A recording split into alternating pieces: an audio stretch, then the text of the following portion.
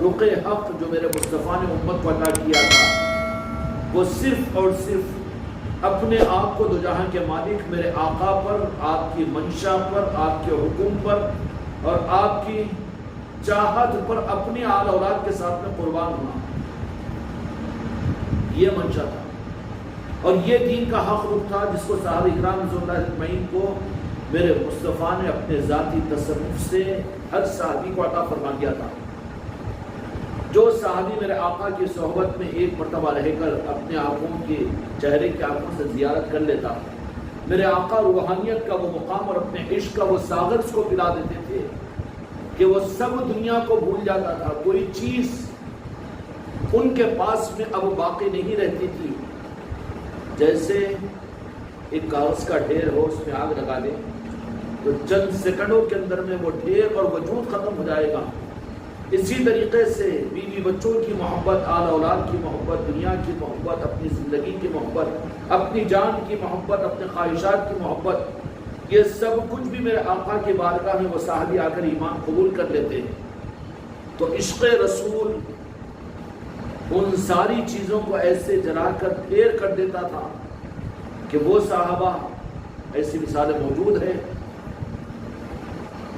کہ جو ظاہری طور پر جان لینے کے لیے آئے تھے، قتل کرنے کے ارادے سے آئے، لیکن خود قتل ہو گئے۔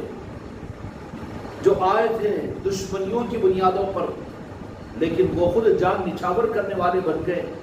یہ کرامت اور یہ معجزہ تھا میرے مصطفیٰ کی نگاہ کرم کا، اور یہ مقام جو بعد میں امت کو میرے آقا کے پردہ فرمانے کے بعد میں بواسطے مولا علی کے اور آل علی اور اولاد علی کے ذریعے سے امت کو ملتا رہے گا۔ اولیاء کے اندر میں یہ جو خون کی گرمی ملتی ہے کہ وہ ایک لفظ اپنے بیوی بچوں کو بھول جاتے ہیں، ایک لفظ دنیا ان کے نظروں سے گر جاتی ہے، اور ایک لفظ ان کا مزاج حق کے لیے حق کے سپاہیانہ انداز کا بن جاتا ہے کہ میرے آقا کی محبت کے اس مقام پر وہ پہنچ گیا ہے کہ جہاں پر سوائے میرے آقا کے دو جہاں کے مالک کی مسکراہٹ کے بغیر اس کے پاس کوئی اور چیز کی اہمیت اور حیثیت باقی نہیں رہی۔ ایک مسکراہٹ مصطفیٰ پر اپنی جان کو دینے کے لیے جو تیار ہو جاتا ہو۔ مرید کا سفر یہ نہیں کہنا کہ ہم روحانیت کے کس درجے پر پہنچ گئے۔ روحانیت کے درجے اور یہاں کی سیڑھیاں اور یہاں کے مقامات یہ وہ چیزیں نہیں، بلکہ اصل مقام تو یہ ہوتا ہے کہ نالہ پاک مصطفیٰ کی طلب میں یہ چڑھتا چلتا رہتا ہے۔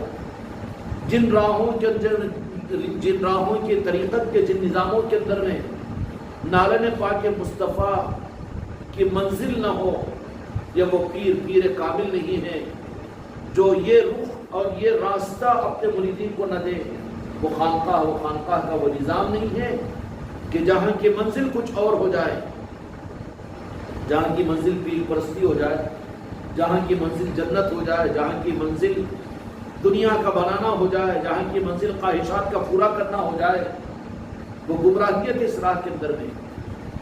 اور پیری مریدی کی حقیقت کی پہچان یہ ہے کہ وہاں کی صرف منزل یہ ہوتی ہے کہ مرید کی تربیت کرتے ہوئے اس کو اس بات کے لیے تیار کیا جاتا ہے کہ بیٹا یہ تو اپنی زندگی کا منشا اور مقصد صرف یہ بنا لے کہ میرے آقا کی دو جہاں کے مالک کی ایک نگاہ کا تو طالب بن جا، اور اس پر اپنا سب کچھ قربان کرنے کا مزاج اپنے اندر میں پیدا کر لے۔ اس وقت تک وہ پیر مرید پر محنت کرتا رہتا ہے، اس کے لیے کھاٹیاں بھی آتی رہتی ہے، مرید کو سنبھالنا بھی پڑتا ہے اور سکھانا بھی پڑتا ہے، اس کو بتانا بھی پڑتا ہے۔ تربیت کے نظام کے اندر یہ چلتا رہتا ہے۔ اور پیر کامل کی پہچان کیا ہوتی ہے کہ اس کا ایم اور اس کی منزل جو وہ طے کرتا ہے اپنی خانقاہ کے لیے اور اپنے طریقت کے لیے یا اپنے سلسلے کے لیے، کہ کسی طرح سے ایسے تیار ہو جائے کہ اس کے پاس اپنی جان سے زیادہ دل کے اعتبار سے اس بات پر وہ پہنچ جائے کہ بس تمہارا در ہو، میرا آخری دم ہو، اور آپ کی ایک مسکراہٹ ہو تو اپنی جان کو قربان کر دوں گا۔ اس لیے صحابہ بھی کیا فرمایا کرتے تھے، یا رسول اللہ اگر منشا اگر آپ کی ہو تو ہم 4 مہینے جا کے آتے، اور یہ نہیں فرماتے تھے 6 مہینے خانقاہ میں رہتے نہیں فرماتے تھے، ہم 11-12 سال آ کر خانقاہ محمدی میں رہتے، یہ نہیں فرماتے تھے، بلکہ کیا فرماتے؟ آپ کی منشا ہو تو پہاڑوں پر سے کود کر جان دے دیں گے، آپ کی منشا ہو تو سمندروں میں چھلانگ لگا کر جان دے دیں گے۔ کہ مدرسوں میں شریک ہونا، جماعتوں میں جانا، خانقاہوں میں آ کر رہنا، یا یہ جھولوں میں جھولنا تھوڑی رہتا تھا، بس ہاں منزل ملے گی، چلو جھولتے رہو جھولتے رہو جھولتے رہو، جھولتے جھولتے تو ڈھولے میں پہنچ جائے گا وہ۔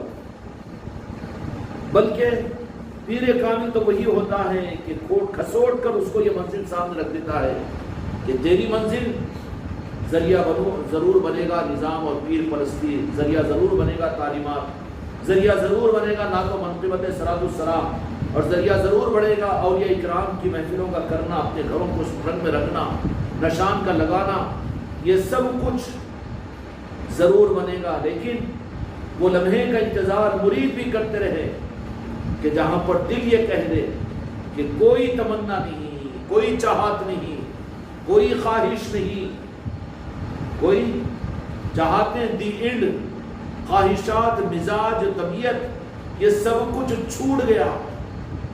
جیسے سانپ کچھلی چھوڑتا ہے، مرید کامل اپنی خواہشات، اپنے مزاج کی کچھلی کو چھوڑ دیتا ہے طریقت میں، تبھی تو وہ سانپ دوبارہ زندہ ہوتا ہے۔ اگر کچھلی لپٹی ہوئی رہی تو اس کا جینا مشکل ہو جاتا ہے، دم گھٹ جاتا ہے۔ ایسے ہی مرید اگر راہ طریقت میں آنے کے بعد اور مرید بننے کے بعد یا خلیفہ بننے کے بعد اگر وہ پچھلی کچھلی نہیں چھوٹی، اس کی بننے سے پہلے بھی دنیا کی خواہشات تھی، اپنی زندگی تھی، اپنی چاہتیں تھی، اپنی ارمانیں تھی، اپنی تمنائیں تھی، اپنے شب و روز کی مصروفیت تھی، اپنی خواہشات تھی، اور بننے کے بعد بھی مرید اور خانقاہوں کی نسبت ملنے کے بعد میں بھی اگر انہی چاہتوں کے ساتھ میں ان لائنوں کے اندر میں ان کی رعایت میں اگر چل رہا ہے تو وہ کچھلی والا سانپ ہے، جو اس کی کچھلی اس کو خود نقصان کا ذریعہ بنے گی۔ چھوڑ کچھلی کو، تجھے پھر طریقت کی زندگی ملے گی، نئی زندگی ملے گی، ورنہ وہی کچھلی تجھے سڑا دے گی، تیری زندگی مشکل ہو جائے گی، طریقت کی راہ کے اندر میں مردہ قرار دیا جائے گا۔ سمجھ میں آئی؟ خواہشات کی، چاہتوں کی، تمناؤں کی کچھلی چھوٹ جائے طریقت کی راہ میں۔ اچھا، اس کا مطلب کیا بیوی بچوں کو چھوڑ دو؟ یہ نہیں۔ کاروبار چھوڑ دو؟ یہ نہیں۔ ماں باپ کو چھوڑ دو؟ یہ نہیں۔ تقاضوں کو چھوڑ دو؟ یہ نہیں۔ یہ چھوڑ دو، یہ نہیں ہے۔ کچھلی چھوڑنے کا مطلب یہ ہے کہ دل سے نکال دو اس کو۔ اس کا مطلب کیا ہوا کہ منشے پیر کے لیے، منشے تقاضے خانقاہ کے لیے، یہ تقاضے طریقت کے لیے پھر وہ چیزیں رکاوٹ نہیں بننا، یہ ہے کچھلی کا چھوڑنا۔ سمجھ میں آ گیا؟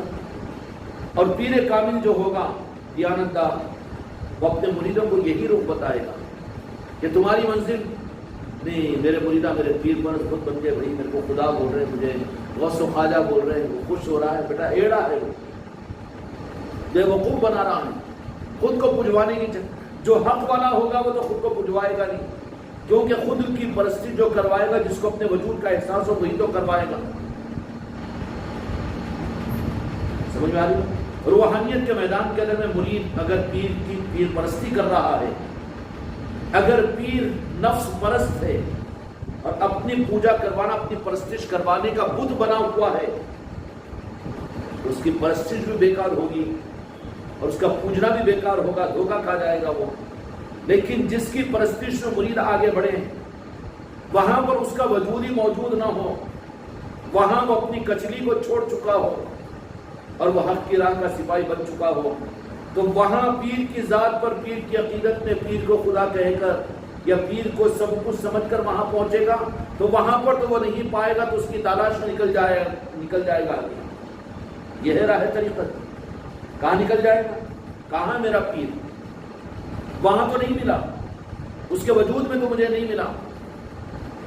پھر اس کی رہبری کی جائے گی کہ وہ پیر تو اس راہ کے اندر میں بنا ہی ہے، اپنے آپ کے پجوانے کے لیے نہیں، پرستش کے لیے نہیں، بلکہ اب تم جس پیر کی محبت کو لے کر اس پیر کے وجود کے پاس نہ پہنچے، وہ پیر وہاں پر نہیں ہے۔ پھر وہ کہاں ہیں؟ اب وہ اس کے کمالات کے اعتبار سے وہ پیر کو ڈھونڈنے کے لیے روحانیت کے میدان میں نکل جائے گا۔ اگر نہیں معلوم ہو رہا ہے، نہیں معلوم ہو رہا ہے، تو وہ اسباب معلوم کرو کہ جس سے حقیقت کسی کی معلوم ہو۔ اس لیے میرے آقا حضور پیران پیر غوث العظم نے کیا فرما دیا کہ وہ پیر پیری نہیں ہے جو اپنے مرید کے 3 فٹ گڑھے کے نیچے کے قبر کے حالات سے آگاہ نہ ہو. کھیل و تماشا نہیں ہے پیری مریدی. یہ نیمبو پانی کا نظام نہیں ہے، صحت و سلامتی کا نظام نہیں ہے. پیری مریدی یہ دین حق کی سنبھالنے کا ایک نظام ہے. تو مرید کے ذمے ہیں کہ اپنے پیر کو پہچانے، پہلے پیر کے اندر جھانک کر دیکھے اور پھر پیر کو خود پہچانے. کیوں؟ اوپر کے اچھے بیانوں سے، اچھے جھبوں سے، خوشنما چہرے سے اور رنگین پھولوں سے اس سے یہ پیر پرستی کا نظام تھوڑی ہے. وہ تو بت پرستی ہو جائے گی، بت پرستی ہو جائے گی. کیا چاہیے کہ پیری مریدی کے راستے کے اندر تو پہلے پیر کو پہچاننا پڑے گا کہ میرا پیر کیا ہے، اور پہچاننے کا راستہ کیا ہے اس کو معلوم کرنا پڑے گا. اگر خود نہیں پہچان سکتے، اگر واقعتاً نسبت مرید ہوا ہے وہ، اور بزرگوں سے مانگ کر اگر مرید ہوا ہے، تو وہ بزرگ پھر آگے کی خیرات مانگے تو اس کو وہ خیرات بھی دیں گے کہ نہیں دیں گے؟ فوراً اس کو متوجہ ہو غریب نواز کی طرف میں، یا غریب نواز، یا راجن شاہ ولی، یا میرے اولیاء، میں اپنے پیر کو نہیں پہچان سکا، اب ہمارا پیر ہے کیا، اس کا ادراک ہمیں عطا کیجیے. تو پھر کیسا نظام بناتے ہیں وہ، کیسا نظام بناتے ہیں؟ ان لوگوں کے پاس تو دھوکہ نہیں چلے گا نا، وہ اولیاء کاملین تو دھوکہ نہیں دیں گے. مگر یہ طلب ہی نہیں ہے نا، بلکہ آج تو اتنا بگڑا ہوا ماحول ہے کہ مرید بن رہا کون ہے، بلکہ پیر کو مرید بنانے کے چکر میں، خریدنے کے چکر میں ہمارے نذرانے، ہمارے ہدیے، ہماری قدم بوسی اور ہماری اطاعت فرمانبرداری کا شعار کہ دل میں ایک، زبان پر ایک ہے. اب کس طریقے سے کہ پیر کو اپنا مرید بنا لو کہ وہ ہم کو ہمارے طریقے پر ہم کو چلائے، لیکن اس کے دل میں یہ فکر ہی نہیں ہے کہ مجھے میرا پیر کی حقیقت بھی نظر آ جائے. تو وہ جو بتائیں گے پھر وہ، اور جو پیر ہی کو نہ پہچانے، یہ تو بزدل بنیاد ہے نا، یہ دھوکے کی بنیاد ہے. یہ پیری مریدی پھر زیادہ دن باقی نہیں رہ سکتی. کہاں موت پر کام آئے گی، کہاں قبر میں کام آئے گی، کہاں قیامت میں کام آئے گی. راز کلمے میں چھپا تھا مجھے معلوم نہ تھا، دل کے خانے میں خدا تھا مجھے معلوم نہ تھا. خدا کو پہچاننے سے پہلے دل کے خانے میں کس بت کو بٹھائیں گے؟ ابھی تو تم اپنے دل کو بت خانہ ہی نہیں بنائے تو پھر بتوں کو نکال کر کعبہ کہاں بنا سکو گے؟ پیری مریدی کھیلو تماشا نہیں ہے. پہلے اس دل کے خانے میں، اس بت قدے کے اندر میں پیر کی مورتی کو بٹھانا پڑے گا، پھر دل میں جھانکنا پڑے گا کہ قابل ہے کہ نہیں ہے. سمجھ میں نہیں آ رہا ہے، سمجھ میں نہیں آ رہا ہے تو پھر مانگنا پڑے گا کہ میں جس سے وابستہ ہوا ہوں کہ حقیقت میرے اوپر ظاہر فرما دے. اگر پیر سے پوچھو کہ تم کون ہے تو وہ تو ولی اللہ کہہ لے گا اپنے کو. اور خطرات کے زمانے، فتنوں کے زمانے، باب الفتن میں احادیث سے کہ دجالون کذابون، کہ زمانوں کے اندر میں دجال اور کذاب، دعوے مہدی کرنے والے، امام مہدی اپنے آپ کو کہنے والے، اور کوئی تو آگے بڑھ کر اور نمبر مارنے کے لیے میں خود حضرت عیسیٰ علیہ السلام کہہ لے گا. ہو رہا ہے کہ نہیں دنیا میں؟ یہ سب کچھ ہو رہا ہے. تو پھر یہ تو ہوتا رہے گا، لیکن جس کے دامن سے وابستہ ہوئے ہوں وہاں پر سند کس سے لیں گے؟ کیونکہ اس سے اگر پوچھو تو انہیں تو یہ کہے گا کہ نہیں میں تو بہت پاک و صاف ہوں، میں چنا ہوں، میرے سوا کون ہے تمہارے لیے، اور تمہاری منزل کو کہ میں تو ہوگا جو تم کو کچھ بھی کریں گے تو میں تم کو بچا لوں گا. جیسا میڈیٹر بن گیا یہ رب کے اور بندوں کے معاملات میں، یہ تو یہی دعویٰ کرے گا. پھر اب حقیقت کا پتہ کہاں ملے گا؟ حقیقت کے پیدا کرنے کے لیے، حقیقت کے معلوم کرنے کے لیے وہ آپشن سے ان راستوں کو اختیار کرو. بھئی کہیں پر اگر چوری ہو جائے تو دنیاوی حکومت کے اعتبار سے میں مثال دے رہا ہوں. آپ کیا کرتے ہیں کہ چوروں کی پکڑ کہاں ہوتی ہے؟ خالی گلیوں میں ڈھونڈنے سے میرے گھر چوری ہو گئی، کون چور، تو چور آ کے بولیں گا کہ میں چور ہوں. بلکہ چوروں کی چوری پکڑنے کے لیے کیا کرتے ہیں؟ آ جاتے ہیں پولیس ٹاؤن کو جاتے ہیں، ٹاؤن میں وہاں پر پولیس سے چور پکڑے جاتے ہیں. طریقت کا چوروں کے پکڑے جانے کا اسٹیشن کہ ہمارا پیر بھی باکمال ہے کہ نہیں ہے؟ ہم جن کے ہاتھ میں ہاتھ دیے، سرکار غریب نواز، راجن شاہ ولی، اولیاء، ہم تم سے تمہارے پاس منتیں مرادیں تو مانگے ہم، لیکن ہم نے راہ طریقت کو آپ کی بارگاہ میں نہیں مانگا، یا آپ سے آپ کے آدمیوں کو ہم نے نہیں مانگا، ہم سے یہ قصور ہوا۔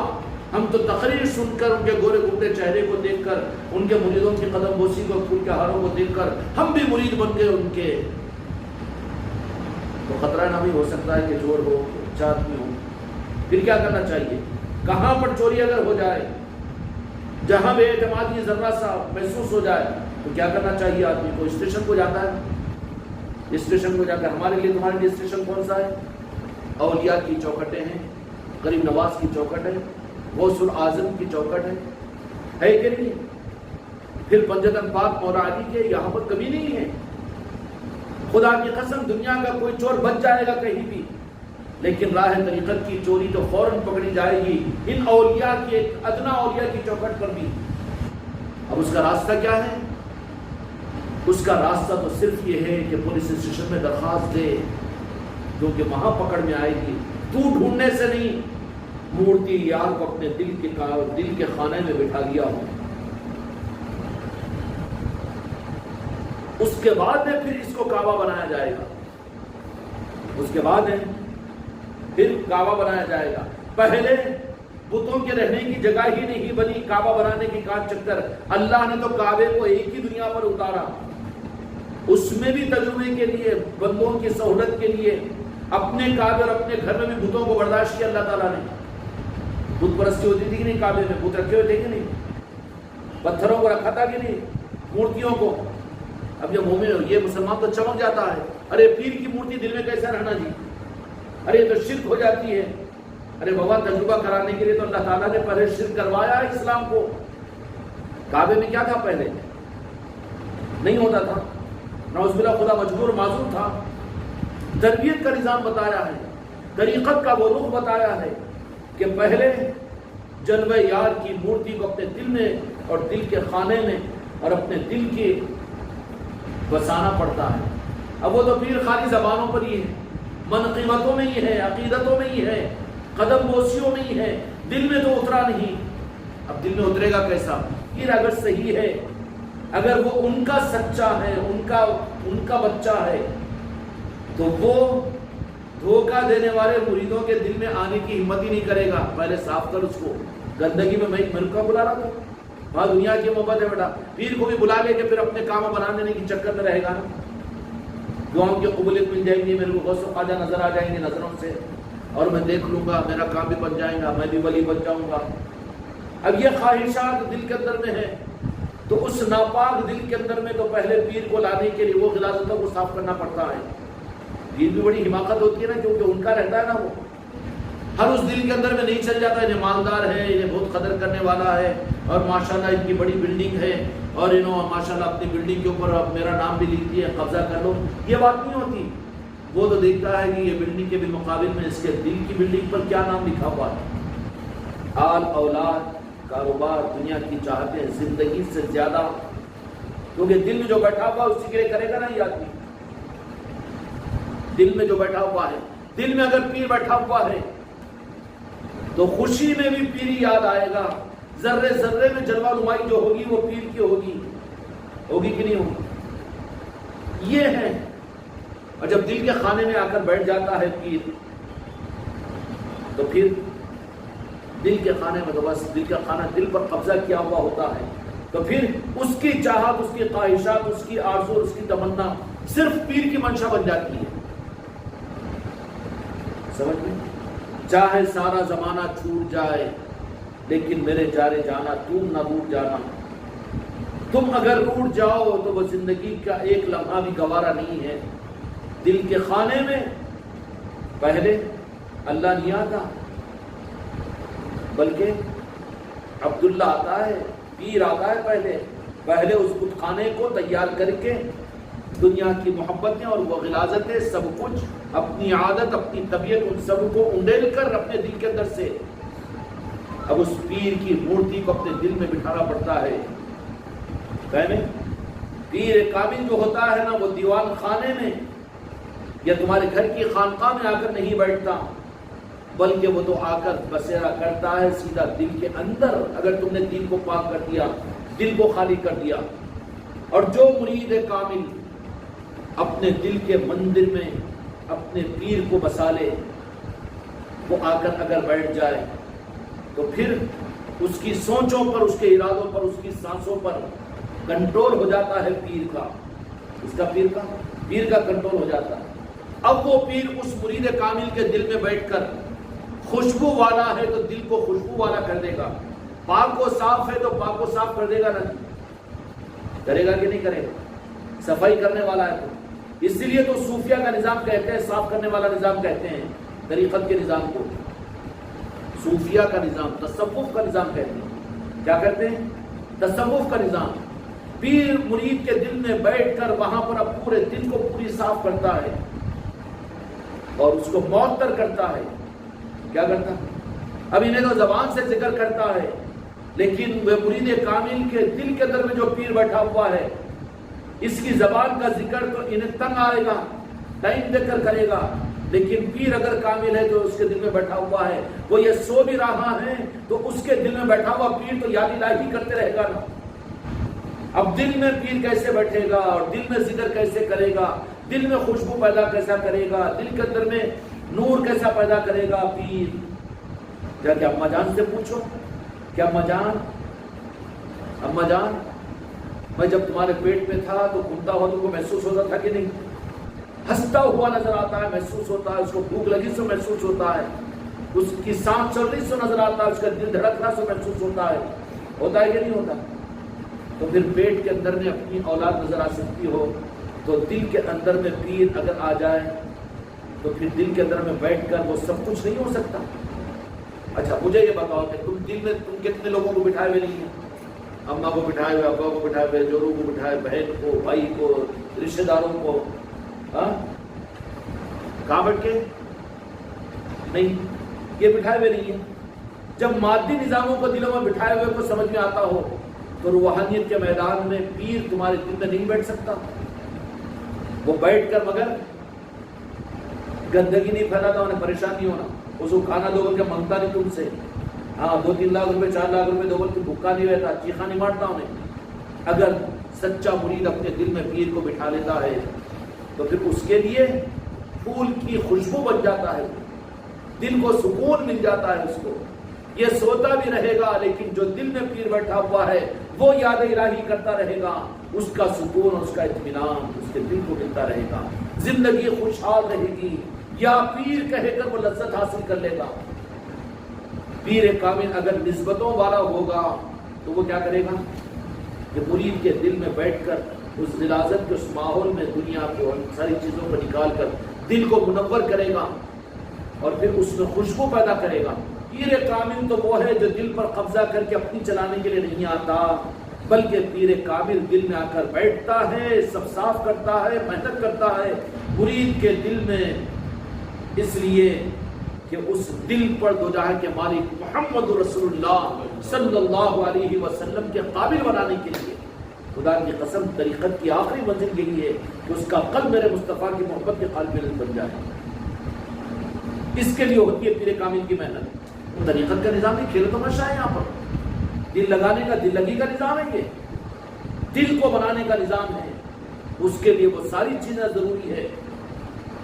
اعتراض، جب تک پیر کی ذات پر اعتراض ہو رہا ہو تمہارے دل کا دروازہ بند ہے ابھی تک. سمجھ لینا میرے مرید، زیادہ کانفیڈنس کی گمراہ نہیں ہونا.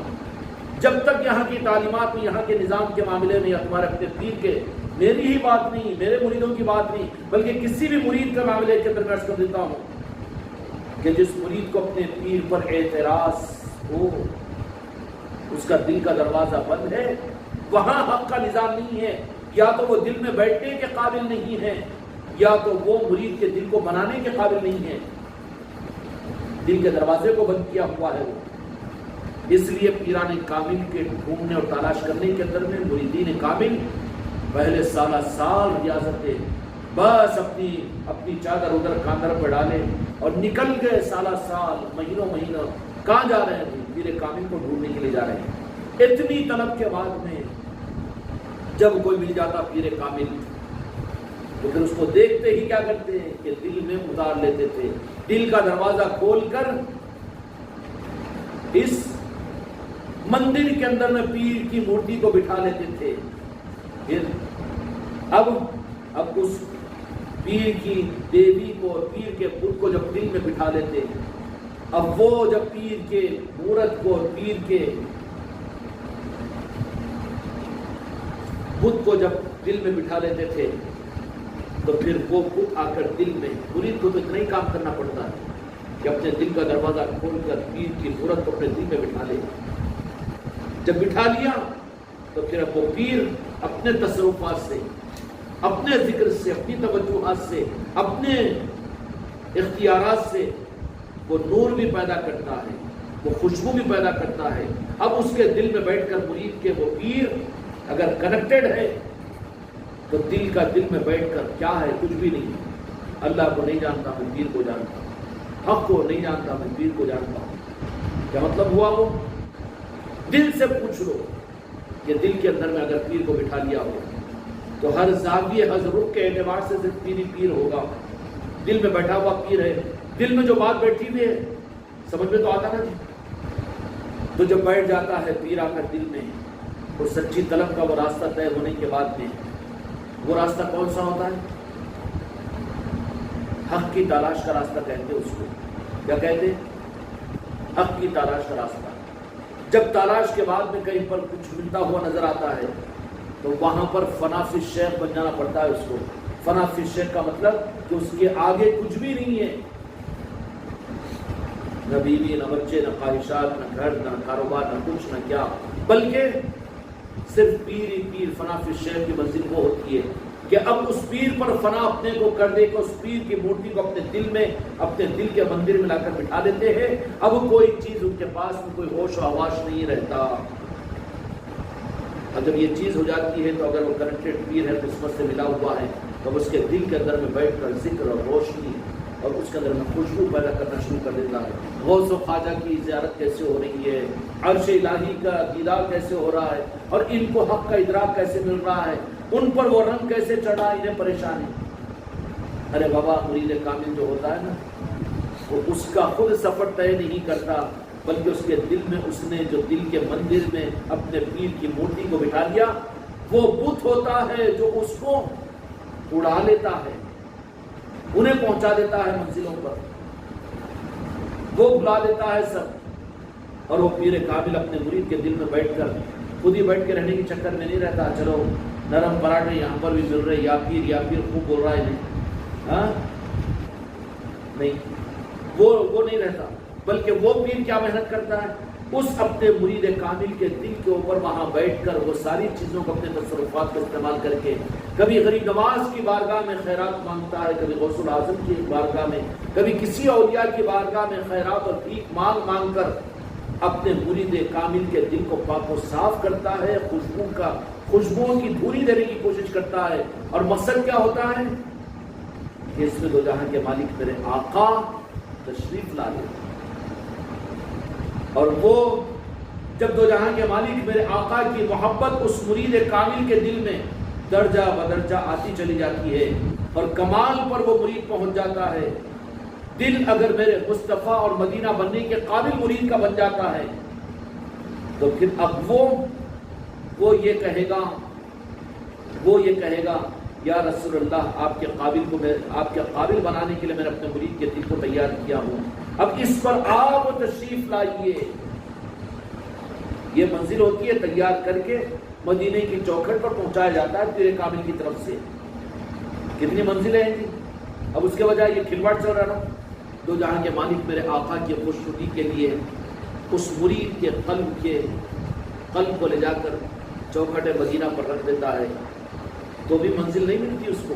یہ سارا سفر ہوتا ہے اولیاء سے ہوتے ہوئے دنیا کے کروڑے اولیاء کے ساتھ میں، غریب نواز سے غوث الاعظم سے مولا حسن، مولا حسین، سید کائنات، مولا علی مشکل کشا، اس کے بعد میں ان سب کی باراتوں کے ساتھ میں مدینے کی چوکھٹ پر پہنچاتا ہے۔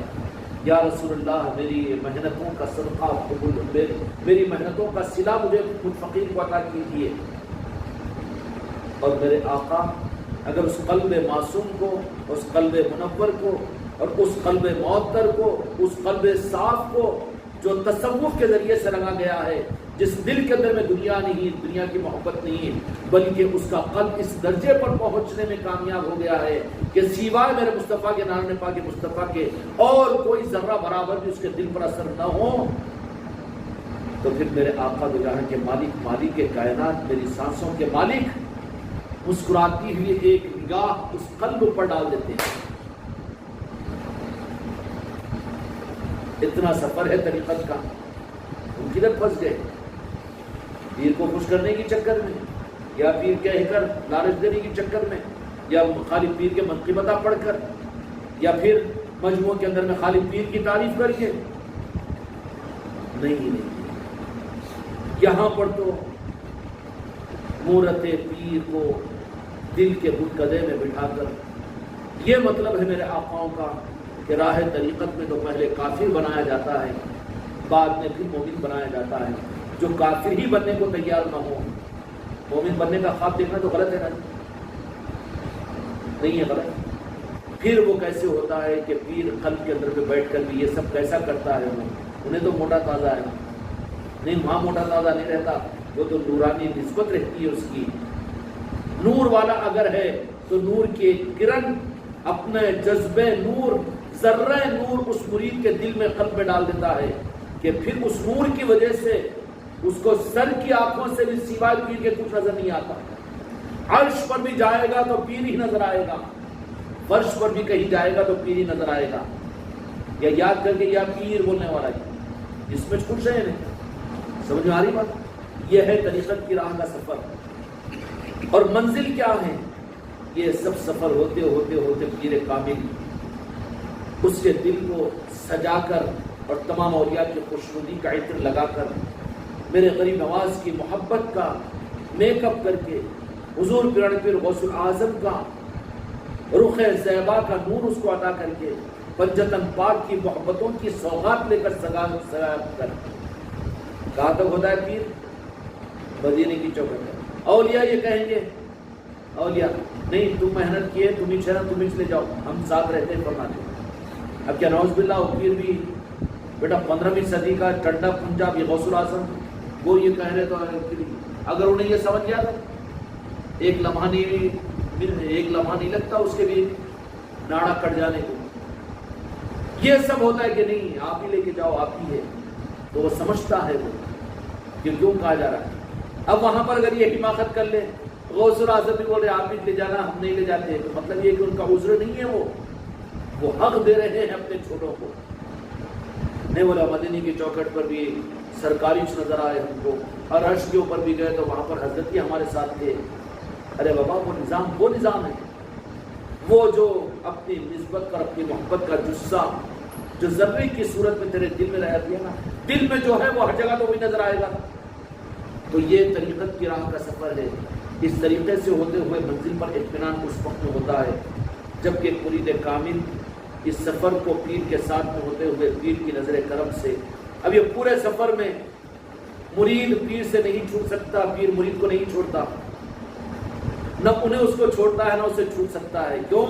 امانت ان کی ہے جن کی وہ امت ہے، سنبھالنے کی ذمہ داری اس پیر کے حوالے کی۔ اگر صحیح ہے تو وہاں تک تو اس کو سنبھالتا رہے گا، گڑبڑ نہیں کرے گا، بیچ میں گڑبڑ نہیں کرے گا، اور وہاں پر جانے کے بعد میں دو جہاں کے مالک میرے آقا کی بارگاہ میں اس کو پہنچائے گا، جیسے خواجہ عثمان ہرونی نے پہنچا دیا تھا۔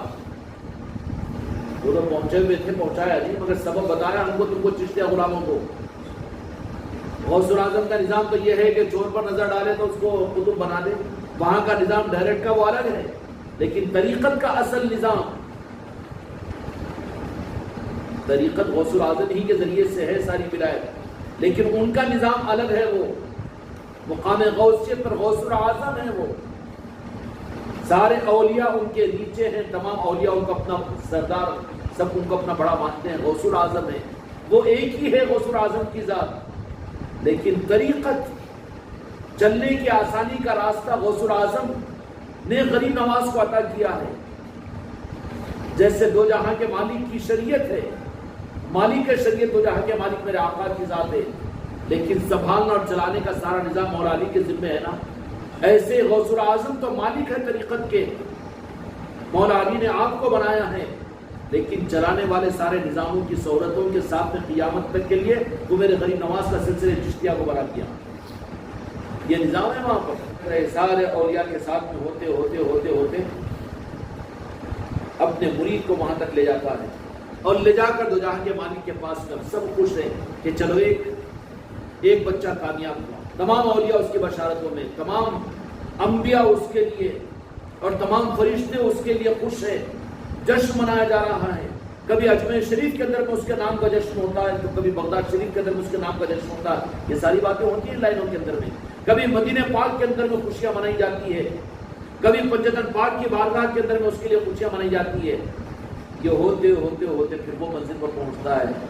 منزل پر پہنچنے کے بعد میں وہاں پر اپنی اوقات کو ظاہر کر دیتا ہے وہ پیر کامل.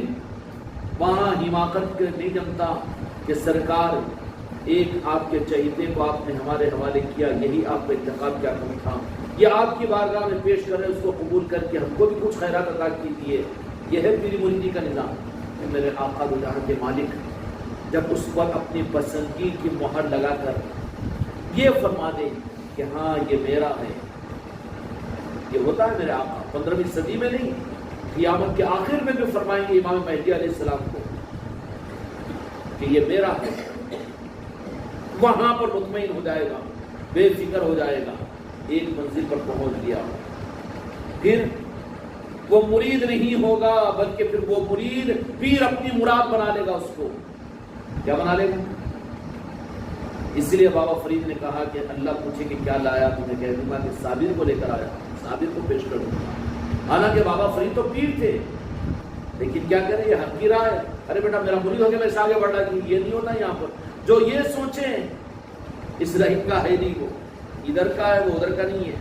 اسی طریقے سے میرے آقا نے حضرت صحابہ کرام صلی اللہ تعالی علیہ مجمعین کو اپنی پہلے نگاہ کے اندر میں یہ عشق مصطفیٰ کا وہ پیالہ ہر صحابی کو میرے آقا نے ایسا پلا دیا تھا. ان کے پاس میں وہ دنیا کو بھول چکے تھے آقا کے نام پاک کے سامنے، اور وہ یہ نہیں کہتے کہ آقا نے حکم نہیں دیا، آقا سے ثابت ہے کہ آقا نے حکم دیا تو ہم تعمیل کریں گے. یہ تعویلات نہیں کرتے تھے، بلکہ وہ منشا مصطفیٰ کے لیے آئے عصر کی نماز میں اور میرے آقا کی منشا معلوم ہو گئی کہ ادھر والے ادھر چل جانا. ارے 4 بیویاں ہیں نا جی، 3 مکانہ ہے نا جی، ان کا کھانا پینا کیسا، رمضان کی دار، یہ کچھ بھی نہیں. ادھر والے ادھر چلے جاؤ. اور کیسے جاؤ کہ واپس آنے کے ارادے کے بغیر جاؤ. ادھر والے ادھر چلے جاؤ، پچھلی صف والے ادھر چلے جاؤ. تو پھر کیا مزاج تھا؟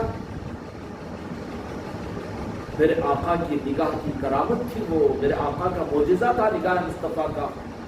یا رسول اللہ، اس خانقاہ محمدی کہ ہم سب کو بھی ایسا کوئی ذرے اور قطرے کروڑوں حصے کی کوئی صورت عطا فرما دے. اس کی پہچان کیا ہوگی کہ صرف منشا مصطفیٰ ہوگی، اور اس کی پہچان یا رسول اللہ کہہ کے سلام پڑھنا، صلاۃ السلام کی. یہ نہیں ہے محبت کا اظہار ہے، لیکن آقا کی نگاہ کرم کا دل پر اثر ہو جائے. اس کی پہچان یہ کہ یہ دل کہیں اور لگے گا ہی نہیں، بلکہ وہاں پر تو صرف دل میں امنگ کر یہ جذبہ آتا رہے گا ہر لمحے، یا رسول اللہ آپ کی منشا پر میں اپنے آپ کو قربان کروں گا. یہ کون سا مقام ہوتا ہے؟ یہ صحابہ کرام کا، جو ایسے تیار ہوئے. میرے آقا نے 1.25 لاکھ صحابہ کو تیار کیا، تو ان کو کام کیا دیا تھا کہ دین کو پھیلاؤ، دین کو زندہ کرو. اب وہ ایسے جذبات کے ساتھ میں کہ جدھر کو چلے گئے پھر واپس آنے کا ارادہ نہیں کیے. سب کچھ کو بھول کر آقا کی محبت کا وہ پیالے کا معجزہ یہ تھا عشق مصطفیٰ کے. آقا کے منشا کے لیے پوری دنیا میں پھیل گئے صحابہ کرام، اور دین پہنچا دیا، دین دے دیا. کیا کہ نہیں کیا؟ اب اس کے بعد میں اب یہ دین تو پہنچا دیا صحابہ کرام نے، اب دین بچانا تو صحابہ تو موجود نہیں ہے ظاہر میں. دین بچنے کا، دین کے بچانے کے نظام کے لیے دو جہاں کے مالک میرے آقا نے اپنے عاشقین کو اور آل رسول آل علی کو ذمہ داری دی ہے. اب ان کا ایک نظام قائم کیا ہے، ان کا ایک نظام کیا کہ ظاہر میں صحبت میں نہیں آئے، لیکن دور رکھ کر میرے مصطفیٰ نے آپ کو اپنے عشق سے ایسا نوازا حضرت ابی بکر قرنی کو کہ عمر فاروق مولا علی ذرا جا کے آپ بتا دیجئے کہ اب دین کے سنبھالنے کی ذمہ داری میں آل علی اور اولاد علی کو اور اولیاء کو دیتا ہوں. دین کے پہنچانے والے صحابہ کرام نے تو میرے محبت کا پیمانہ پی کر اور اس معجزے کا اظہار کر کے دین کو دنیا میں پہنچا دیا اور پھیلا دیا.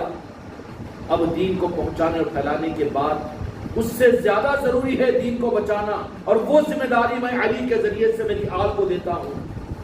اللہ بیٹھنے سے ہم سب کی حفاظت فرما اور آقا کی محبت کا کوئی ذرے کے کروڑ حصے کی خیرات ہم سب کو عطا فرمائے تاکہ زندگی کا لطف ہو، قیامت کے میدان میں رسوائیوں سے بچا لیے جائے، غریب نواز غوث الاعظم کے پاس میں شرمندہ ہونا نہ پڑے.